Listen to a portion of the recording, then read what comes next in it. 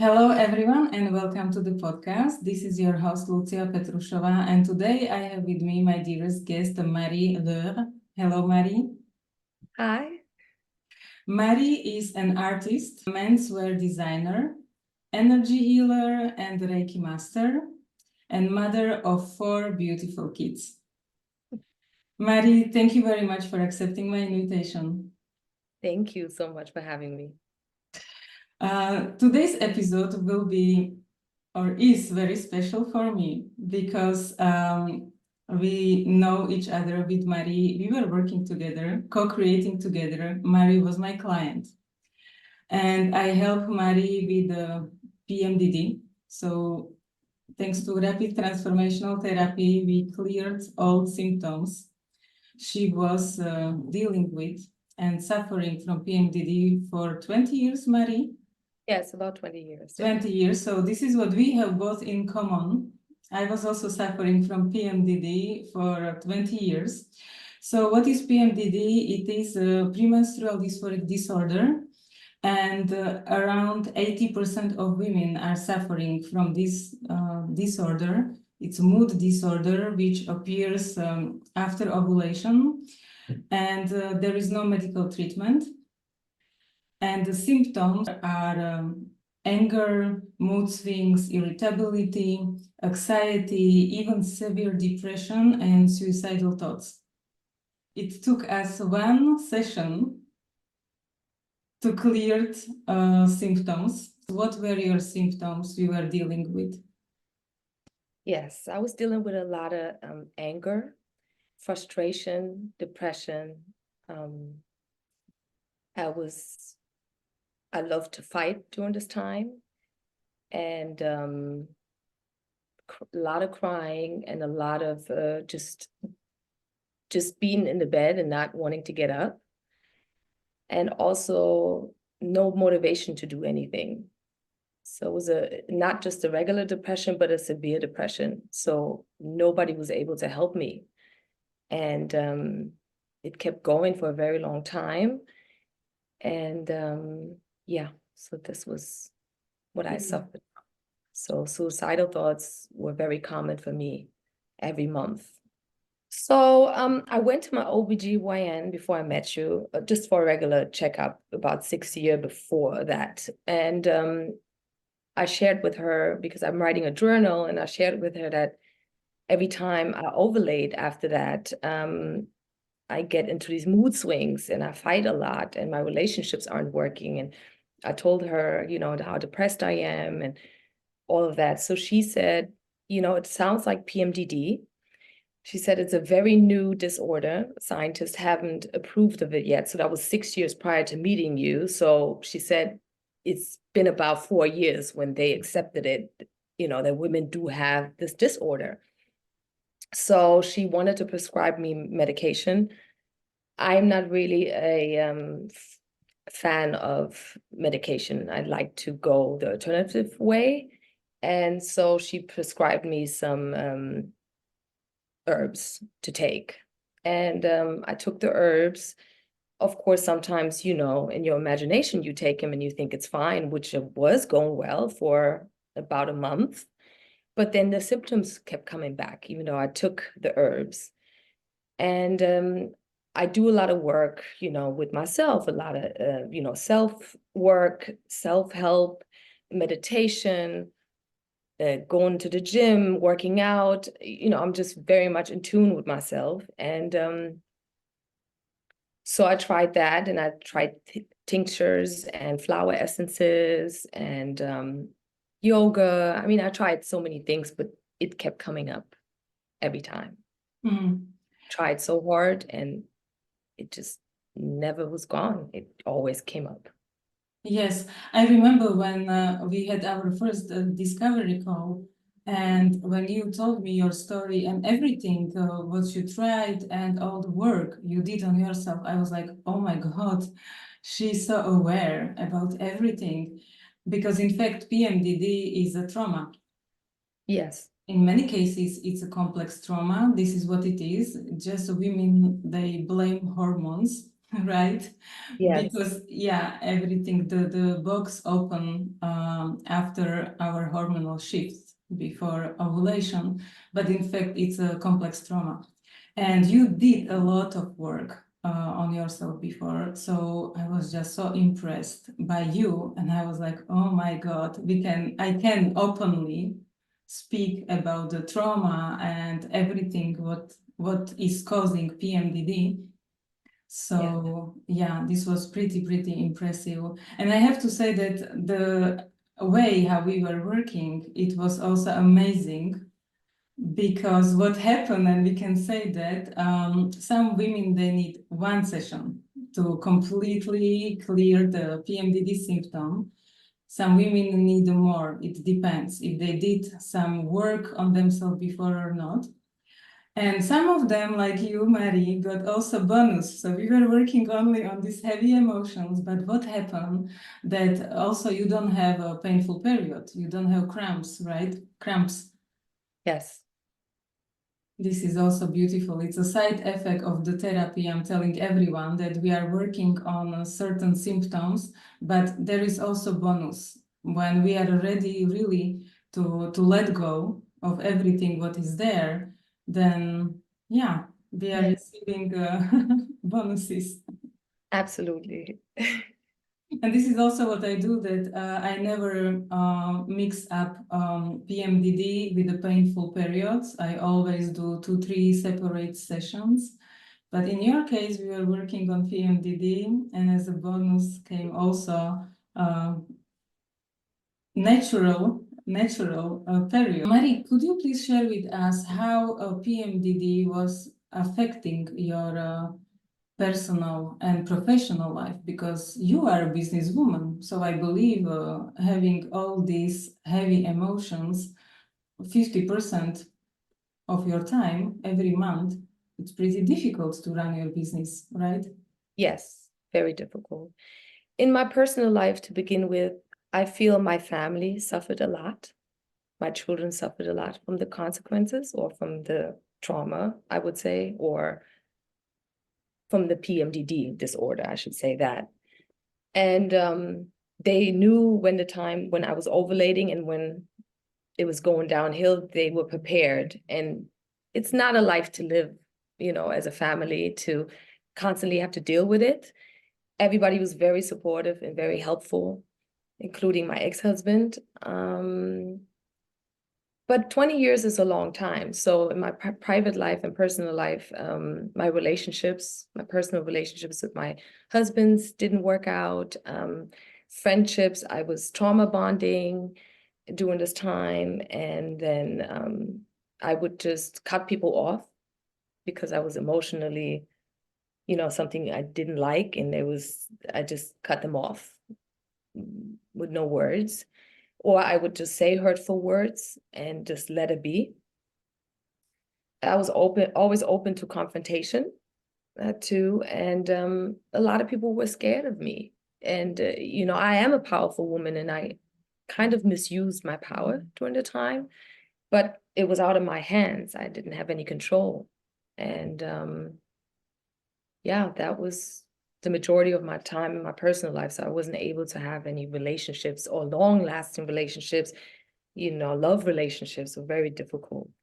And in my business life, in my professional life, it was it's difficult to work with me.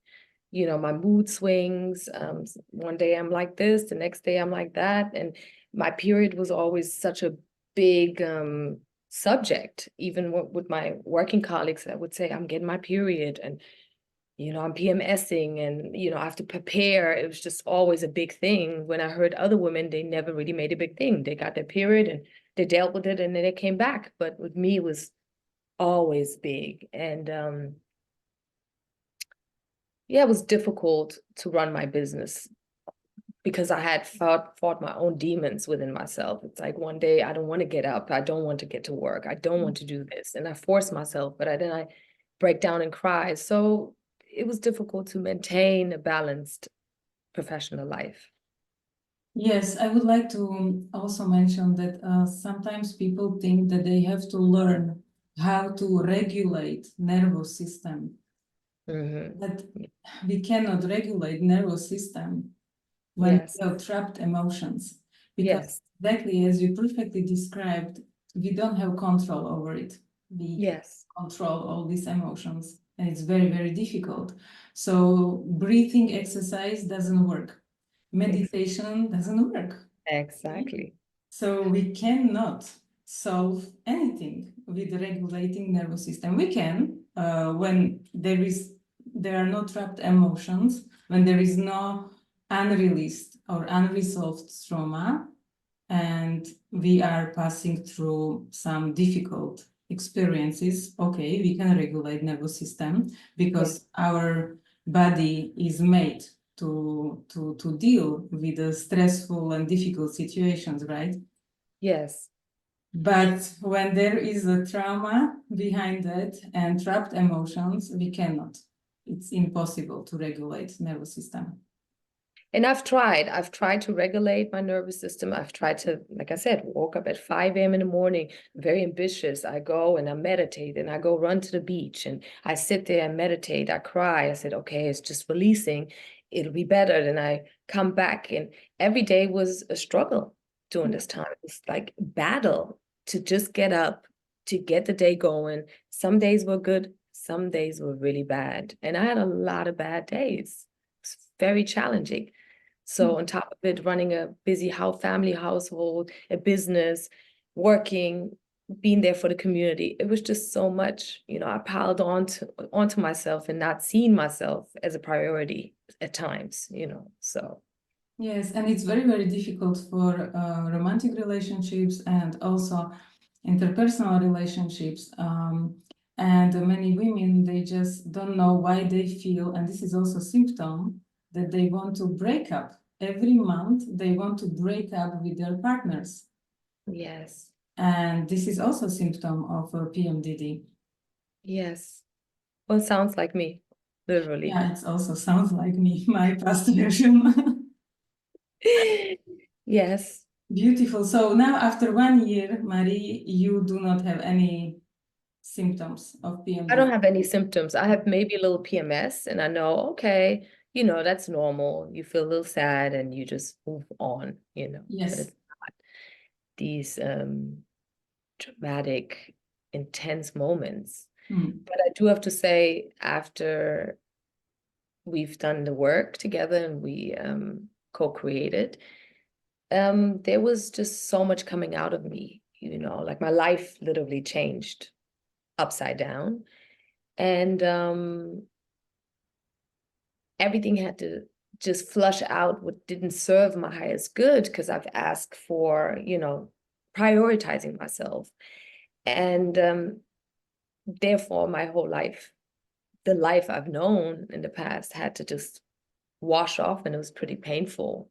But it was good at the end of the day, because now I'm here and I know now there's a life out there, that's worth living for. But it took a year, definitely. It's a lot of work to really work through issues you have, because that's all saved in the cells, and you need to, program the cells and change things up. So it's a lot of work that you still have to continue to do. I listened to the recording even after, we stopped working together, and it helped me in difficult moments when I had, maybe a bad relationship and stuff was soaked into my system, and I started to have period cramps maybe one day when it started, and I just did the recording and instantly they got removed. So beautiful. Yes, so I would like to mention that after every session, I create a hypnotic recording that the clients are listening for 28 days. Mary was listening and many clients, they are listening even after. And I would love to mention something I'm very intuitive. So when I reach out after 1 year, I'm reaching out to almost every client just to ask how they are doing. And I had such a strong intuition, really, when I reach out to you, and you told me how your life changed after the session. So you really met in the moment. Because imagining that you would pass through this with PMDD, it would be just very, very difficult. Yes. And then I realized this is really like, there is a perfect timing. So when we are searching for a help, we just need to say, I need a help. I really want help to appear in my life.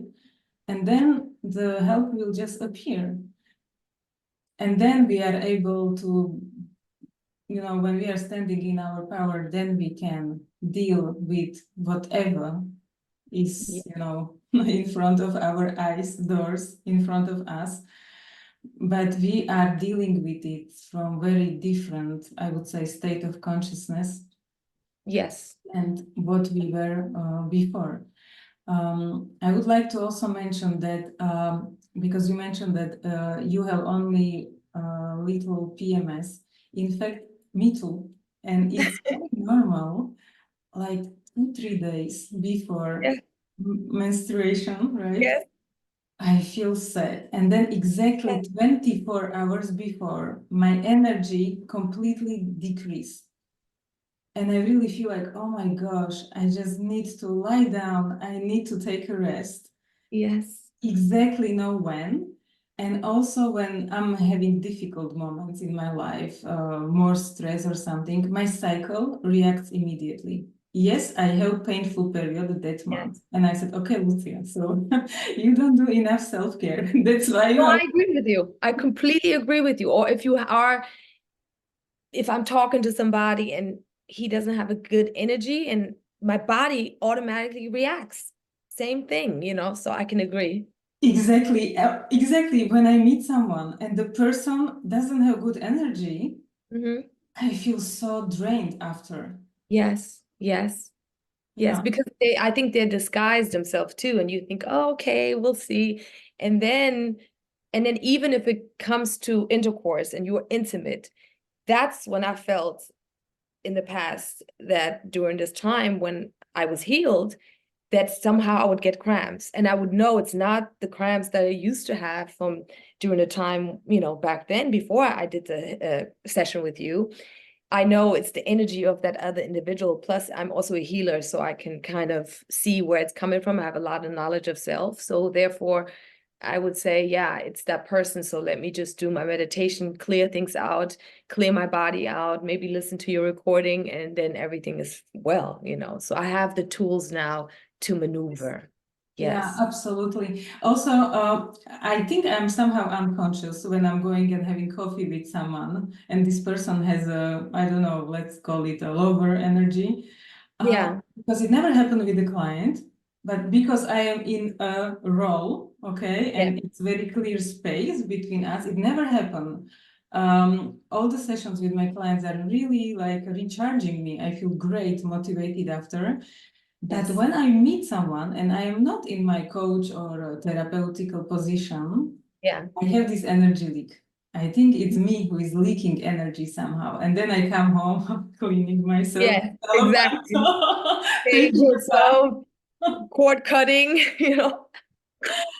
Yes, yes, absolutely. Amazing that you have incredible personal story. You were born in West Berlin. Now you live in the US. You have very powerful personal story. Would you like to share I can something share about a little yourself, bit. Mari? Yeah, sure. Um, I grew up during the post-war in Berlin, so the wall was still up. And it was pretty traumatic, I have to say. Not knowing that was traumatic because, when you grow up in traumatic circumstances, you really don't know as a child. And I think everything else around me was going through the same thing, obviously, because the energy of that place was it was war oriented. So I didn't know anything other than that. Of course, we were traveling, but, I think that really influenced me. And also growing up in a household where it was very traditional, and also a lot of abuse has been happening in my household. And I left home pretty early, and I got married pretty early as well. And got babies at a very young age, and lived a family life. I have to say, me being an artist always saved me my creativity. And I also do think all these moments growing up and experiencing the abuse and being in an environment that wasn't very supportive of me had made me very strong and resilient. I would say that as a base, but also my personal relationships with people and experiencing very, I would say, dark moments with people. Yeah, it just made me who I am as an artist. How your inspiration changed after we did the session? I mean, I lived in California for almost 10 years and had a beautiful home. I had my studio in my house, and I had a pretty good co-parenting family life.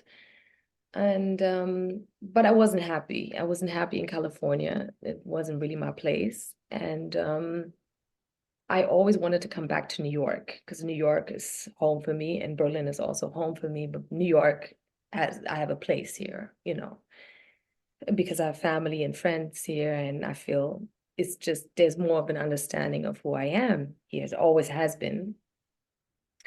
And when I lived in California and I did the session with you,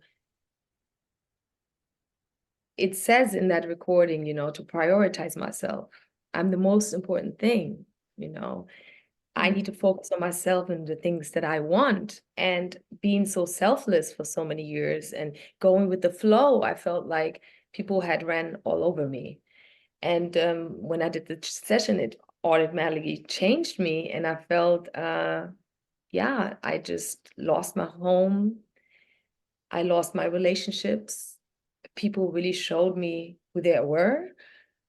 And my children decided to move with their dad full time. I mean, they were in puberty, but it just was very traumatic for me, because I've been such a family person, and my children were number one always, and they are number one. But it was pretty traumatic for me when they left. And then my mother, we never really had a good relationship, and she was also my abuser.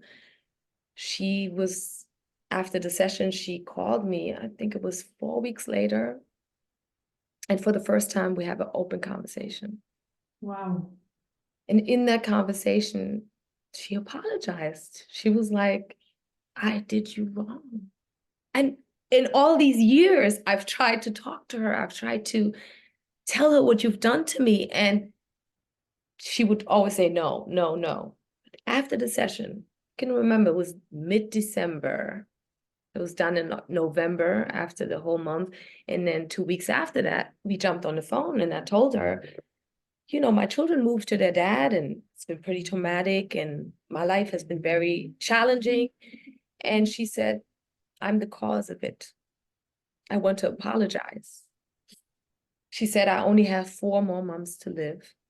The doctor told me I have cancer and I don't have much time.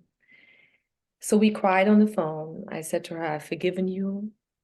I worked through this forgiveness for years. I did a lot of trauma therapies and healing, like Reiki and energy healing on myself and with other healers. And I've forgiven her. After that session too, was even more in depth. The forgiveness just came out of me. And so after she asked for my forgiveness, she did it for literally 6 months. She wrote me every day. She told me that she loves me, that she closes her eyes and she sees things that she's done to me, and she just failed me. She said, me and your dad failed you. And that was intense as well. And, to just digest that. And then while the children had left to move full time to their dad, I lost my home in California. And so I had to be living with people at this point, because I didn't have work, and my business wasn't going well. You know, I had to just somehow find a way. So I stayed with my aunt for some time, and then I went to Germany. I said, well, I don't know where to go. You know, I've tried in California. I tried with my children. I tried to build that family back up how it was, but it wasn't working. So I went to Germany to see my mother, and we had the best times, actually, the best 2 weeks. And yeah, it was pretty emotional, but I just looked at her and I loved her. Like, I cannot even believe, like, how could you? This was the person I hated for so many years, and I held her and I helped her, you know, ease her way towards the she's how do you say that word? She's basically dying. And since I have education in, you know, helping people or assisting people in the last days, I've done that work for her. It's very intense, you know, and we spend every day together. I've done a lot of healing work on her. And I left.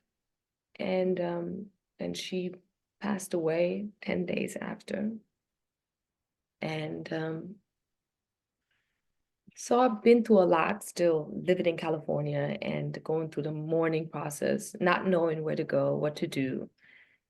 So then I went back to Germany and was with my dad. We mourned and I didn't know where to go. And that's when we talked. I was like, I either stay here, I either go maybe to Portugal, or I go to New York or go back to California. So it was all in the open. But California didn't want me. So California kicked me out. And in end of December, I was supposed to rent a place from a friend of mine. And he flaked on me. And I said, I have to leave. And I put everything in a truck and drove across America and got to New York. Wow. So that was literally 4 weeks ago.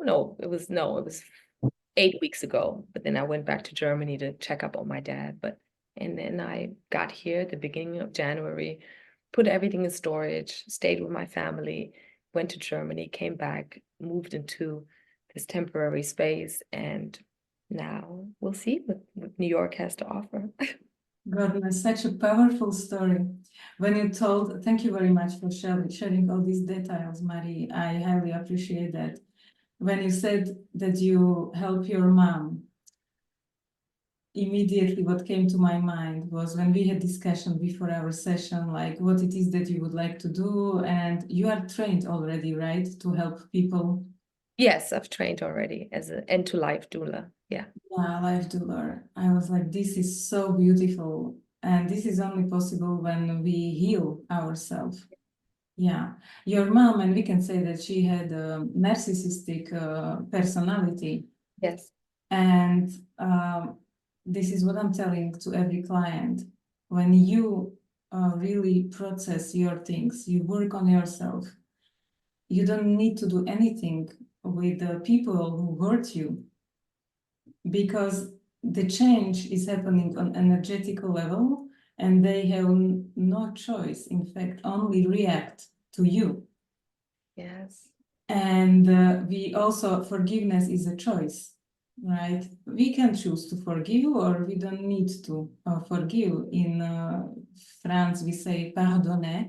This Yes. part, you give it back to the person. Yes, So it's all exactly. choice. You make your choice, and I found this incredibly, I had the goosebumps when you were speaking. Such a powerful story, really powerful story. Yes. I learned in the process of, I mean, all last year was a great learning experience, but I learned that forgiveness is key for me personally. Yeah. I want to forgive. I want to forgive myself first, and I want to forgive the other individual, because I've hurt people too, because I was hurt. So I hurt other people. Mm. And I want to give people chances when they come to me, you know. I don't expect other people to take me back, but at least I can express that I feel sorry of what I've done. And, you know, I'm just human. living this experience. So I would say forgiveness and greater acceptance is one of the things that I've really, really learned last year. For me, what is incredibly powerful in your story is that people would really fight, and resist to go back to Germany, in your case, right? But you just accepted it. There is a reason why you went there, right? No, there was a reason. It was actually doing the father healing too. Yeah. So it was the mother healing first. Mm. It's a father healing. So I think because my parents were still together, and I do think both of them were my abusers, knowing my story and in detail what had happened. So I did first the work with my mother because she was leaving this planet. And then when I came back, it was the work with my dad, because I also feel my relationships with men had a lot to do with my father, Absolutely. So in that 2.5 months I was in Germany, I really worked through this forgiveness of forgiving him too, So, yeah. Is there any advice or lessons learned or wisdom? You are incredibly wise woman, because I know you. Is there anything you would love to share as your personal advice? Yes, I would say to never give up on yourself first. Then the giving up part was crucial for me, not to give up. And I had to write notes everywhere, never give up, just as a reminder, because it was easy for me to say, I could just leave and let everything go. So I would say self-care. It's very important to love on yourself and be kind during these difficult times. We all have difficult times. It's just your attitude, how you move through these moments of darkness. So, yeah. Absolutely. Beautiful. Thank you so much, Maddie, for sharing your experience and sharing your story, which is very powerful. And I believe that many people will find inspiration in your story. Thank you. Thank you so much, Marie, and thank you everyone for listening. And until the next episode, take care. Thank you.